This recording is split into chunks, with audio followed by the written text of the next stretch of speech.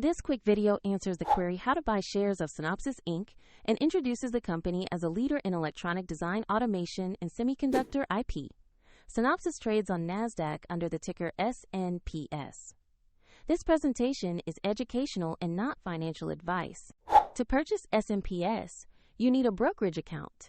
We use eToro as a neutral example to demonstrate the steps.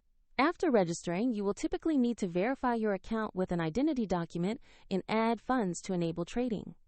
Use the platform search bar and enter the ticker SNPS to find Synopsys Inc. Make sure you select the NASDAQ listing to locate the correct company. On the Asset page, review the company overview and the price chart to confirm it is Synopsys Inc.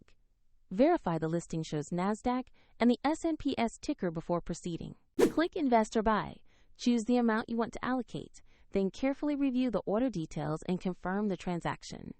If the market is closed, the order may be queued for the next session, and if your balance is insufficient, the platform will prompt you to add funds before finalizing.